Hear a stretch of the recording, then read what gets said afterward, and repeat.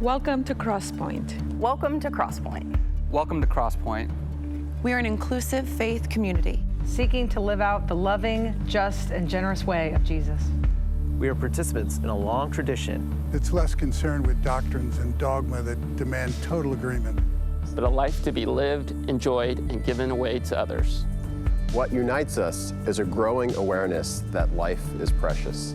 That we are made by love in order to love.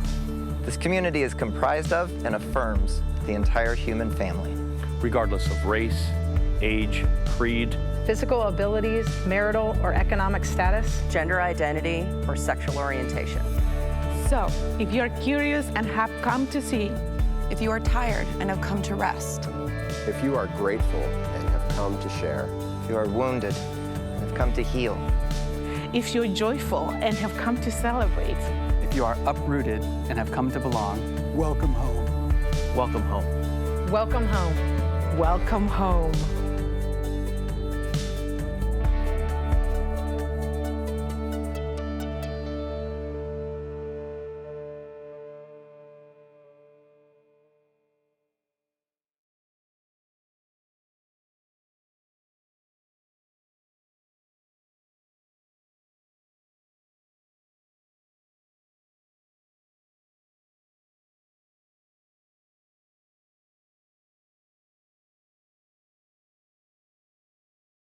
Well, good morning, everybody. Welcome to Crosspointe. Welcome to our online service. And my name is Stephen, and I want to start with a song that should be familiar to at least those of us who have been around and attending Crosspointe over the past couple of years, whether in person or online. It's called My Brother, My Sister. And I'd love to enlist your help wherever you are by asking you to snap your fingers, because I need a nice backbeat to play this song to. So it's going to go about like this. So join in with me. And by the miracle of technology, these snaps are going to continue on the video behind me right here. I'm going to start that again.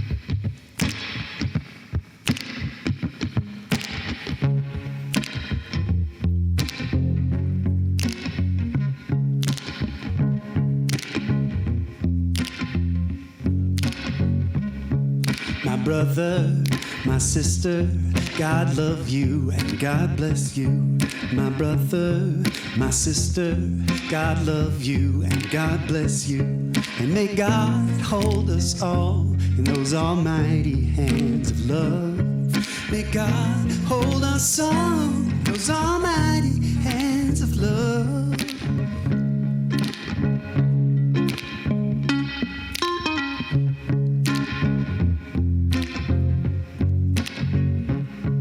My brother, my sister, God love you and God bless you.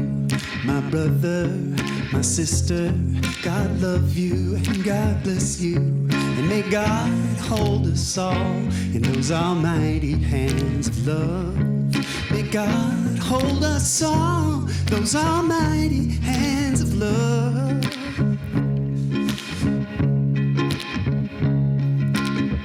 Bring me a higher love. Bring me a higher love. Oh, bring me a higher love. It's that higher love I've been thinking of.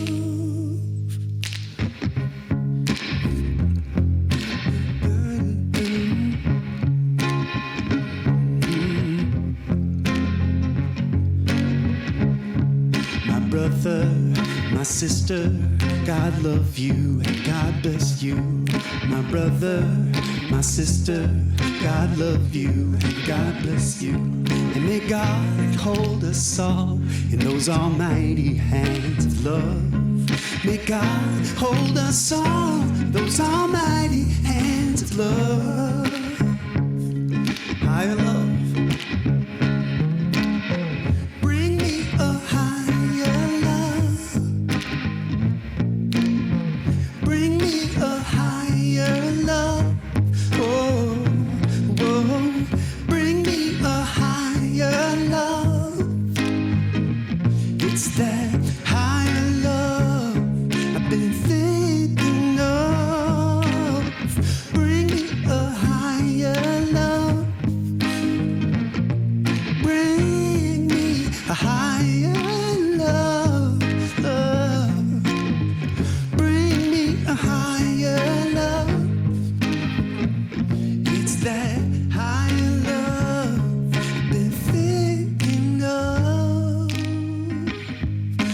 brother, my sister, God love you and God bless you.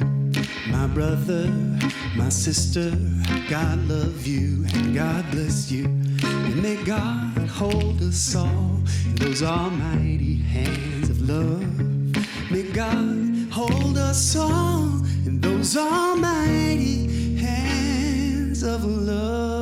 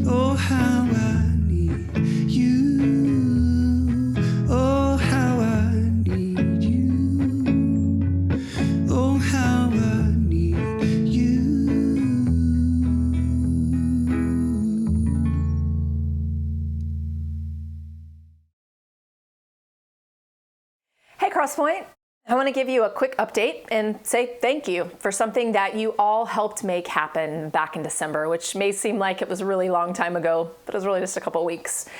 I know that it may seem that around every holiday when you're already maybe personally stretched, you're asked to give even more.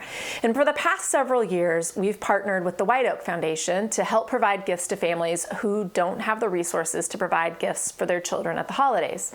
And this year, we were able to assist 64 families, which represents over 150 kids. And I want to be sure that you understand that these are more than just numbers on a sign-up genius. They represent real people with real life circumstances. I know you know that, but often you don't get to hear the stories or the gratitude that these families share. So I want to share some of them with you and provide just a few pictures. And for probably obvious reasons, we don't take pictures of families or share names of those who received gifts. But know that every family is contacted, talked to, and we ask them what their children might like as a gift. Simply being offered the option of asking for something specific is often just unimaginable for some of these parents.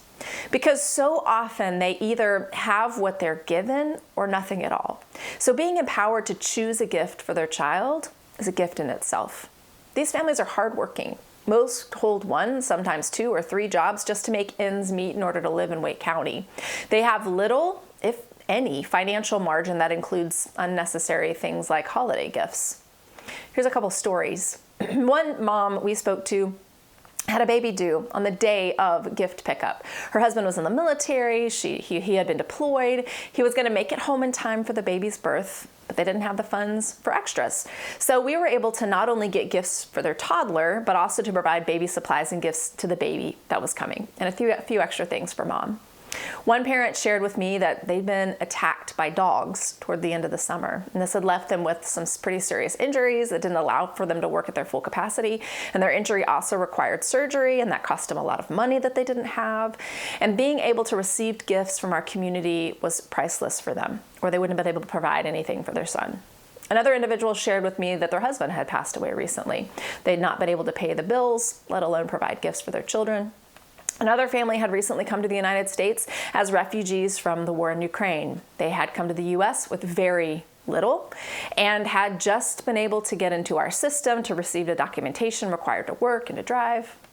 Another family took the time to share with us that the dad in the family had recently had a brain aneurysm. He had spent a lot of time, weeks, in the hospital in recovery.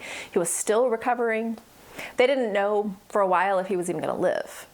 And as the mom shared the trauma of being with her husband as he collapsed and having her young son call 911, she also shared the strain of all the medical bills, all the strain that had put on her family, not knowing if or how they were going to be able to pay the bills, let alone provide gifts for their 3 children.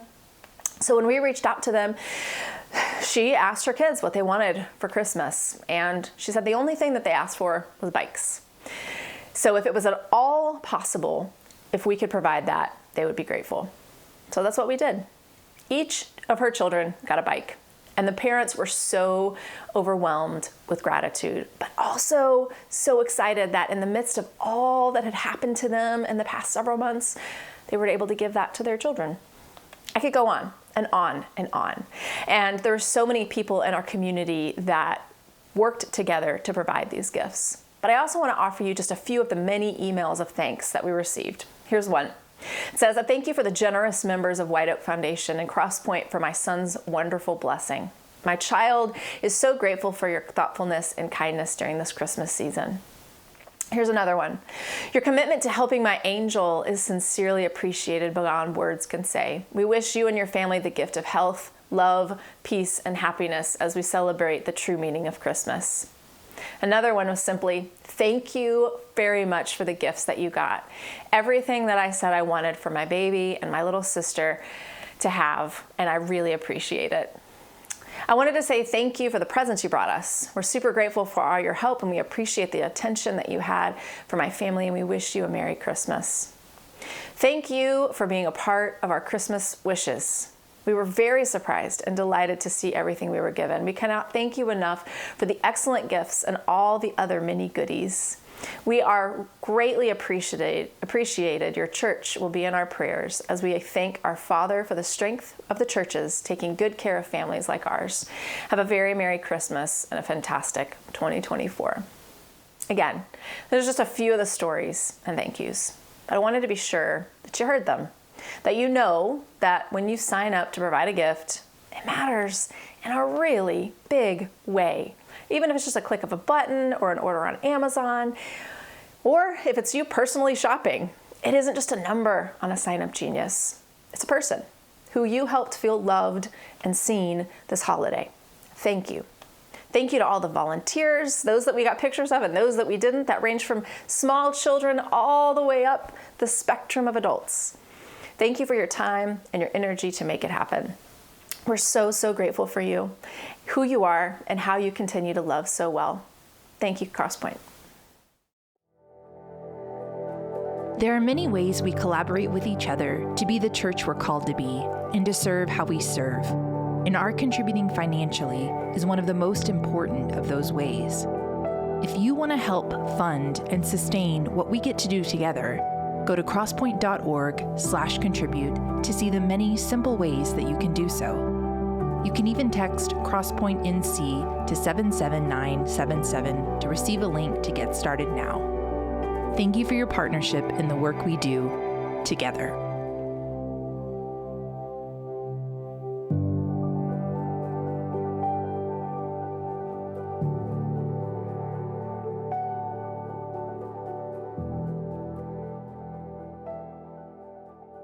After 3 years of hanging out with Jesus, Peter has an interesting reaction. Guards are arresting Jesus, and Peter grabs his fishing knife. It's not a sword in the sense that we think of swords, but something more like a utility knife or a fillet knife. He's a fisherman, after all. And he goes for one of the guards' heads, apparently, and luckily he only got the guy's ear. So Jesus heals the man and tells Peter to put the blade away and says some other things to him. Throughout the Gospels, Peter seems here and there to have a short fuse, this impulsive, reactionary way about him. But this moment is like, this is his, I mean, he really shines here. Deadly assault on behalf of the Prince of Peace. I mean, it's quite a moment. So why does he do it? Well, we could speculate on and on about what motivates him or anybody else to act like this in the circumstances he was in. But at the bare minimum, we could probably agree that Peter does this because this is what people in his context did. If you get the circumstances just right, this is how they react. Great people in his family, the men and women, but if you mess with them in just the right way, you get a reactionary, self-defending mammal. This is simply Peter maintaining his family's cycle. A while back, I was sitting in a cafe, and I'm sitting along the wall, and the next table over is a table like this. It's one of those round tables with chairs on either side, and a couple comes in and starts talking with their coffees in front of them. And within seconds, one of them says, "Whoa," because the table teeters a little bit, and the guy catches the coffee. But a few minutes later, the woman says something, and when she uses her hand, and it comes down, and it rocks the table again, and her coffee spills over. And there's a lid on it, so that helps some, but there's coffee on the table, and they're laughing, and they wipe it up. And a few moments later, they go back to talking. And as he is speaking, he leans forward on his elbows and tips the table toward himself, and his coffee falls over. And it also has a lid, but some gets out, and it burns his forearm. He tosses out an expletive. She makes some comment about the stupid table. A few minutes later, they're gone. Here comes more people. This woman sits down at the table, her very young child in the chair opposite her with an iPad. I thought maybe I should say something. Then my other thought said, no, stay out of it. A few minutes later, she leans on the table. It rocks toward her. Her coffee wobbles, which triggers her into trying to catch it. But her trying to catch it makes things worse, and she knocks it off the table. And when she raises her arms up in the chaos, now the juice the child has, it goes off the table, catapults onto the floor. It's not a huge mess because the juice and the coffee have lids, but the table has still irritated another couple of patrons. And so I started to throw out some help or a, hey, you're doing great, Mom, kind of a thing. But, you know, I didn't want to read as detached or condescending or anything. So I didn't do anything. I just watched. Well, she gets it cleaned up, and a few moments later, she leaves with the child. Then 2 other women come in. They order coffees, they sit. At this point, I feel like, you know, do I have a civic responsibility to warn these people about the table? But this other part of me is like, how many victims can this table claim? I gotta know. So I'm watching, and I confess I might have been rooting for the table, you know. Sure enough, the table gets tipped one way and then released, and it goes the other. Both cups of coffee slosh some coffee out. Napkins to the rescue. They wipe up the surface. It gets on their hands. It gets on one of their clothes. But they keep talking. There's like this they sort of silently agree that they should use more caution. But at this point, I'm thinking, this table laughs at your caution. As soon as you drop your guard again, it's going to strike. Both of you are going to be wearing these drinks. And frankly, at this point, like I'm going, table, table, table. You can judge me. I tell stories where I'm the hero, and this one I'm the devil. That's fine. So they keep talking, and after a couple moments, one of the women, she's gesticulating. She's really into this story she's trying to get across to the other woman. And her elbow does this push and release. And when she does that, her coffee almost launches. It wobbles, bounces side to side. She does a good job catching it with both of her hands before it goes completely over. And I'm thinking, the table has won. She's going to say a cuss word. She's going to leave. The table has claimed another victim. And frankly, I'm going to cancel all my appointments for the rest of the day. I want to see what the carnage this table can cause, in a single day. But here comes a moment maybe some of you are wondering about, and probably all of us have done. The gesticulating woman, she grabs some of the unused dry napkins, and she does this little test rock on the table and surveying below. She says, "Oh, it's the floor." And then she folds the napkins into a shim and she places it under one of the feet of the table, tests it again. The table doesn't move anymore. And they stayed and talked and had a wonderful time so far as I could tell. So generation after generation of customers, different drinks, different food, different conversations, but the same issues over and over from one group to the next, all of them frustrated with the table, all of them frustrated with what was happening with the drinks. They're all having this bad experience. It was the floor. It was that imbalanced, crooked thing upon which the table couldn't find balance, couldn't find rest. And finally somebody broke the cycle, not by trying to change the floor or the table or yelling at the floor. They found a way to gently change how the two interacted. I wonder how many of us feel like no matter how hard we try with our life, our thoughts, our emotional reactions, all of our frustrated resolutions this time of year, the things that we decide to, take out, prohibit, avoid, all the misapplied spiritual cliches. I wonder what would happen if we stopped for a season and stood back and realized the floor is crooked. So everything that goes on that floor is going to be a little crooked. If you think this is where I'm going to turn it and say, so you need to build a foundation on Scripture or a foundation on Jesus or something, look, I'm not denouncing those as much as saying those are abstractions. That stuff looks great on a bumper sticker, but people in my industry, they keep saying that as if they're saying something, but it's only something if we find out a thing to do with it in real life that has substance. So there are no proven formulas in the Bible or the church that fixes your life. So I promise not to pretend like there are, and I respect you enough to tell you that if what you're seeking is some sort of formula, you have come to the wrong place. And so you can tune out now and go find a formula if you think it's worth trying. I'm not going to do that. But here's what I will say. And saying it maybe in the spirit of January, where many of us are thinking about how we can tweak or change or fix or perfect ourselves. And several of us, of course, we don't just wait till January. We're always trying it. I'll say this. The floor you and I have our tables on to live and relate and grow at, it's settled. It's finished. The floor is the floor.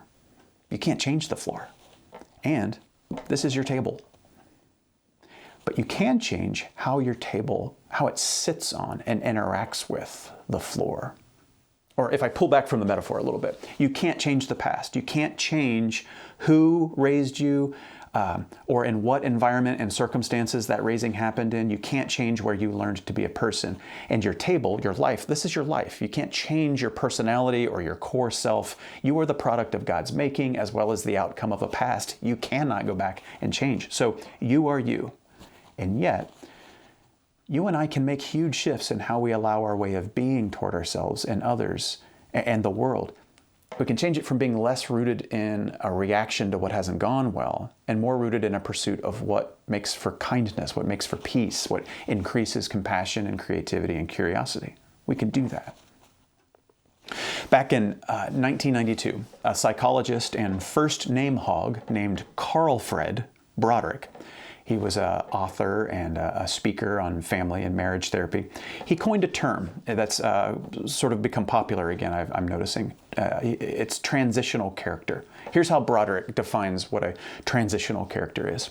He says, A transitional character is one who, in a single generation, changes the entire course of a lineage.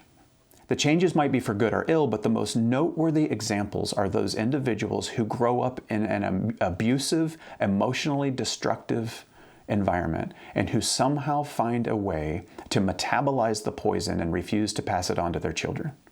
They break the mold. They refute the observation that abused children become abusive parents, that the children of alcoholics become alcoholic adults, that, quote, the sins of the fathers are visited upon the heads of the children to the third and fourth generation. Their contribution to humanity is to filter the destructiveness out of their own lineage so that the generations downstream will have a supportive foundation upon which to build productive lives. This is a beautiful, inspiring, rallying idea for some of us who do recognize that we come from circumstances that should never be replicated or passed down to anybody. So it's an inspiring, moving way of thinking about breaking cycles in our lives. I was immediately moved by it. On my second pass, though, I felt a little less enthusiastic about parts of it. And on my third pass, I think I found the parts that I thought were great and the parts that I think maybe need to come with a word of caution for most of us. Because even if you've never heard of Broderick or his transitional character concept, you have definitely carried with you a sense in some way that you are called, for lack of a better term, to do better than your forebears. You've maybe heard a similar idea. Maybe you came up with it yourself. Many of us have in our heads in some way, from the day we moved out of our childhood homes, we will never be like our parents. We will do better than the town we grew up in. Better than cousins or siblings or guardians or whatever. We will be better. So one way or another, what Broderick says resonates with us, and it has a lot of beauty and hope in it. But there's a word of caution. So let me say also that I didn't read the book this quote comes from. I'm not critiquing the book or him. This isn't actually about Broderick, especially since the idea of the transitional character has been repeated and expanded on over the last 30 years in other books and TED Talks and counseling circles. I just more want to talk about what's contained in this quote, this idea of the transitional character, why it has so much appeal to us, why it contains for us this vision of what we're trying to do to improve ourselves, but how it actually can't do that for many of us, and why that might be. Because the concept creates other problems, in some ways worse problems. And one reason it does that is this. It can be understood to be encouraging us to define ourselves by who we are not. And let me spell out what I mean. And I'm not saying that's what he intended. I'm saying that's how it can be understood. Let me tell you what I mean. When we try to be a different person, the person we are who is doing the changing of ourselves, the person trying to fix or reinvent who we are, that is very oftentimes the self-shaming, self-loathing dimension of ourselves at work. So we may be unaware that we are doing an impression of the parent or the caretaker or the context that made us feel deficient somehow. We've adopted or internalized their feelings about ourselves, which is why we feel like we have to be other than we are in the first place. Or more simply, we might not realize that we're trying to solve the problem as the problem. So you can tell when we're carrying forward shame and the belittling that was given to us early in life when we try to change ourselves now out of disgust with ourselves. You can hear it in the way we put it. I'm not going to eat like a pig anymore. I'm not going to be so sensitive anymore. I'm going to stop being so lazy. I'm not going to be such a wimp anymore. I'm going to finally make something of myself. I'm not going to waste any more of my life. See, of course, all that's not the same as stopping those cycles of abuse that he talks about in that quote. But countless of us are still trying to become something other than what we are by using the self-loathing, disgust, and unacceptance we were raised in. We're using that on ourselves. Rather than out of a sense of love and compassion, we try to transform ourselves out of shame and disgust. Well, who does that sound like? That's the voice of people from our past. That's the crooked floor, still trying to make us into something more acceptable. That's not you. You're doing an impression. How well could that work if it's not you? It's someone else's values that you have onboarded as your own, and maybe you did it so long ago you don't even know where you got it. You've probably been doing it your whole life, and that's why it leads to more bad feelings and not anything like the results that you wanted, because it's not what you actually wanted in the first place. And he talks about parenting, and a lot of us think about this in terms of parenting. It shows up in our parenting too. My parents never helped me. They were never there for me. So I will be there always for my children. Well, that's beautiful. You should be. But sometimes if it's born out of a pendulum swing, we might end up hovering over our children to the point where they can't trust their own judgment. They don't know what to do with failure or discomfort because we never let them experience any of that. They become dependent on outside voices. Or I'm going to give my kids so much space to discover who they are. I want them to make all their own choices. Great, there can be some real good and beauty in that. And yet, if it's simply countering your own background, we might give our kids so much freedom that they don't have any ground to stand on in their formative years, which leaves them feeling detached, exempt somehow from society, disconnected from their world and other people later on. Or frankly, we can just be really harsh and rigid on our children because we're saying, I want them to turn out better than I did because of the way I was parented. Well, who does that sound like? What does that rhyme with? There are countless examples of how the pain from someone's past is what drives their current sense of what's healthy or just better for themselves, for how they do relationships, for how they parent, whatever it is. But they're not aware how pain and shame are the drivers, and therefore how the results they're going to get are simply going to bring more pain and shame. How many of us keep trying to change the way that we are, the way we think and feel, the way we look? And we don't think about it necessarily front of mind like this, but we do it under a banner of someday I'll be a person I like. Someday I'll be the kind of smart, informed, normal, successful, powerful, attractive, correct person, but I'm not that person yet. There's a future version of myself that if I keep sanding it down and cranking down, I'll finally like that person. Well, I hope you'll hear this. That person will never exist. This future other person, they're not real. You are you, and while we're all on a path to maturing and awakening, a big reason you think current you is a problem is because you internalize somebody else's views and values. And until you realize that, everything that you're trying to change about yourself is going to be coming from the wrong place. And so it won't work. Because what starts in shame ends in shame. And this is what brings me to the word of caution about attempting to be your lineage's transitional character. Most of us correctly assessed the terrible behavior of our upbringing, the narrow-mindedness that we came from, the verbal, the religious, the physical abuse. That stuff's real, and we saw it and we named it, and we were right about that. Yet we didn't, in all of that recognizing, learn to recognize how it had shaped us and our own ways of reacting to things. So rather than setting out for healing and breaking cycles, we instead took our broken self, formed an identity about who we're not and who we will never be like, and then plopped ourselves down somewhere else to let pain play out in just another way. And frankly, that's what a lot of our family members had attempted too. This is why our attempt to be a transitional character can look more like our becoming all of a sudden the judgmental family member with some newfound superiority complex. The young married couple who suddenly knows better than the rest of the friends and family what kids need and don't need. The eager, zealous new faith convert who alone has discovered what is true and what is false. Or the one who's gotten sober and now sees all the people of his past and then his family is pathetic and stupid and weak. Or the one who found out about boundaries and so then has reduced all the other human beings, family, friends, everybody, to words like toxic or triggering or little more than an entity to be avoided. And the thing is, there's real merit in a lot of that stuff. There are very real circumstances where the best and wisest thing you could have done is a full breakaway. I've got to go in a completely other direction. And I want to say that. I hope anybody in an abusive situation especially can get away from that and break the cycle by removing themselves completely by any means that they can. But what many of us are coming to see is that the brokenness, the wounds, that's who showed up within us to address the brokenness and the wounds. The ashamed, hurt person is who is at the wheel trying to make New Year's resolutions and commitments to emotional or physical health. It's the person still in a reactive posture to the past, trying to make a vision for the future. And that's why the cycles won't break, because the cycle is actually being sustained.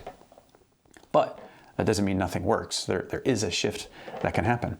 And some of us can start to find this shift as early as our 20s, but that's rare. I think most of us find it in our 40s and 50s, where we realize that the resolutions, the cycle breaking, the changes that we're pursuing for ourselves, how we react to others, rather than being driven by shame and pain, it comes to be driven by something higher within ourselves. Rather than coming from the same level of consciousness that made us think there was something wrong with us in the first place. Instead, we develop and mature ourselves more lovingly, changing our engagement to the world, changing our reactions and our views of others as those whose eyes are starting to see through a lens of kindness and understanding, through the gentle, continued effort of peace and curiosity, the discipline of compassion and acceptance. So we're not simply not trying to not turn out like somebody else did. We're finding ourselves drawn to love. So much so that even when there are boundaries and some honesty about some terrible things that have happened, because they really did for a lot of us, we're about healing for ourselves, for all of us. Not just the removal and reinvention of myself, but for healing. This is what we're trying to do together. And I confess and admit, some of us, we're not ready for that. What happened was too awful. You're not ready for that yet. That's okay. We're going to try to get there together. This is what we're about together, now and in the future. This is why we don't just label things. That's a sin. You need a new identity. That's about forgiveness and personal transformation. Those are important ideas, but we try to tease them out through the lens of becoming aware of ourselves, because this work starts in the hard to recognize places within. This is part of why we see Jesus in the Gospels telling others, clean the inside of the dish first. The outside will work itself out just fine. Clean the inside of the dish. Remove the stuff from your own eye. Then after that, you'll see clear enough to see the stuff that is probably in other people's eyes. But if you really want to see it, get the log out of your own eye first. This is the paradox of change. So often acceptance and awareness, not tinkering and contorting things, it's acceptance and awareness that leads to actual change. And even as we do this, there may need to be boundaries, new habits, new practices to replace old practices, less yeses and more nos, and some real challenges and difficulties in how we have to interact with those people who hurt us that are still around. That's real. But the work is being done out of a growing sense of love, out of awareness and peace, because we've started with grace and awareness within ourselves. We move toward ourselves in awareness and acceptance, and then we move toward others with the same spirit from this light of love. Then, and maybe only then, so far as I can tell, do cycles actually have a chance to break. And understand this, beginning with ourselves is not blaming ourselves for what happened. It doesn't pretend terrible things didn't happen. It's simply learning to accept there's nothing we can do about the floor. And it certainly doesn't help to wage war against the table. It's learning over time to apply compassion, patience, wisdom, grace to the gaps and the pain those gaps have caused, knowing we can't control or change anything except for how we deal with that. So toward the back of the New Testament, there are a couple letters with Peter's name on them, 1st and 2nd Peter, and it's supposed to be the same Simon Peter from the Gospels. There's a strong possibility it's not him, but it's nothing to argue about. The bottom line is that it comes to us later in the story as being the same sword-wielding Simon Peter, but now a little different, because he's in the same context, he's in the same spaces with the same people in the same area, but he's not continuing in the same cycles, it looks like. And Peter doesn't become regarded as, the patron saint of attempted murder. He doesn't seem like the same sort of person, even though he's the same person. He apparently came to learn how to shim some napkins where the crooked foundation had caused unwanted reactions for people in his family before. So he says this, finally, all of you have unity of spirit, compassion, love for one another, a tender heart, and a humble mind. Don't repay evil for evil or abuse for abuse, but on the contrary, repay with a blessing. It just seems to me like the guy was learning how to not simply try to reinvent himself by shaming where he came from or some sort of superiority thing or focusing on what's wrong with everybody else or shaming his previous self. He looks like a guy waking up to who he really is. Just like we can all awaken to who we really are. Love made in the image of love, light trying to shine through all of the junk that's blotted that out for so long. And I won't pretend to know what his path was, and I told you before there are no formulas, but here are some general considerations that I think the Spirit of Christ invites us into. Those of us who sense that, okay, there's nothing we can do about the floor. We can't do anything about the past or the context in which we learned how to be people, how to live in each other's midst. We sense still that we're being invited to live with our heart open, our bodies and minds healthy, the negative, disgusted, shaming voices understood to be not our own and certainly not the voice of Christ. Those of us who have the sense that the true transitional character is one who's waking up to who they actually are, not just who they're not going to be. Those of us that sense that that's what we're going to be about. Here are a few napkins that we can try. 1, make a habit of hearing how much judgment you aim at yourself, how often you condemn yourself. I'm not talking about making silly, self-deprecating comments like I realized halfway through this. My appearance is really giving off a strong John Fetterman vibe. Take that however you want. I'm talking about watching how often we tell ourselves that we can't do something, that we're not fit for it, that I'm an idiot, I just can't do that, I'm deficient, I'm just not the kind of person who can blank. Sometimes we say we're being playful, but it's judgment. So practice telling that voice, not judgmentally, but gently, hey, rehearsing and insisting on my own inabilities, that's not my voice. That's something I brought in from the outside a long time ago that made me acceptable. I recently made the mistake, by the way, of saying I'm not built to do math in front of our student pastor and former Durham math teacher, Jennifer Tuttle. That didn't go how I planned. She helped me see very quickly and would not let me get away with it. She helped me see it's a lie that I've been telling myself since I was very young because a teacher suggested maybe I'm just inherently not good at math. Notice how much we say self-limiting, self-judging things, that voice in our head all the time, and just gently ask it to step down because I'm more about seeing what I'm actually capable of. 2, practice acceptance. Allow everything. It's wildly unnatural for those of us who have come up in contexts that judge and partition everything into, I like that, but I don't like that. And that's okay, but that has a Bible verse against it. It's really difficult. It's going to take practice. Think of yourself as someone who will eat everything put in front of them. If it's happened, then I accept that it has happened, because to not accept it is only going to affect my peace.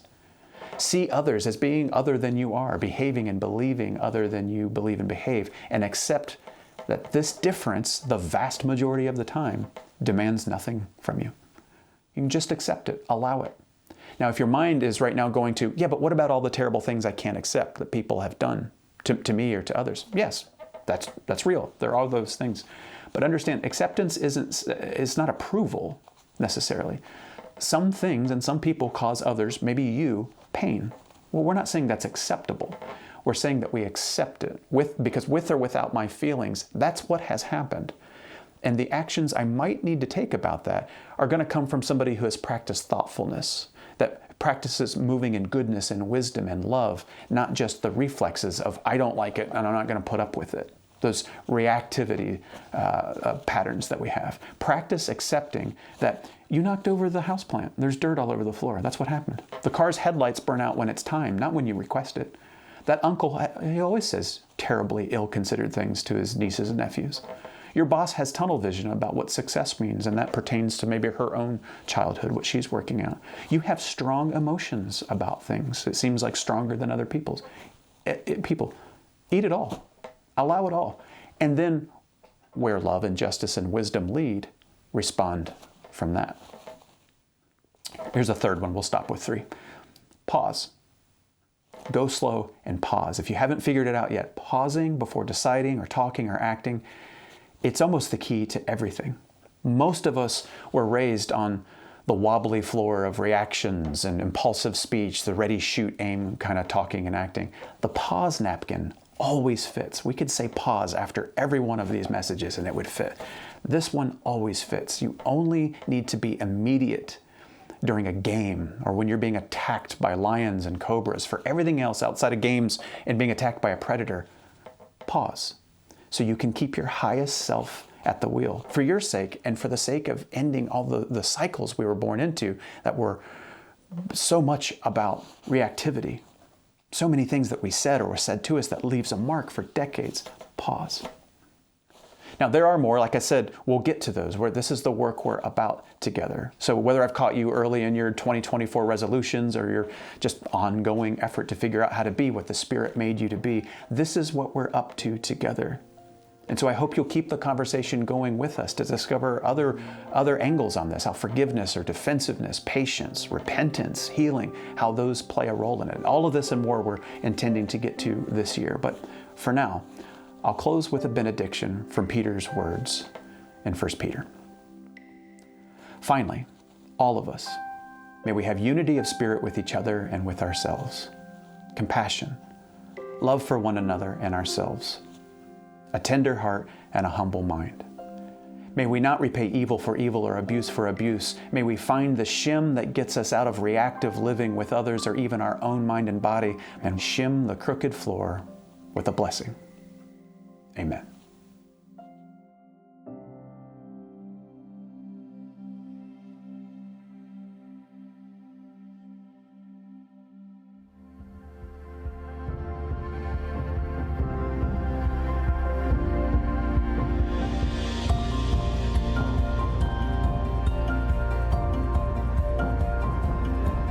If you would like to know more or get connected to Crosspointe, go to crosspoint.org.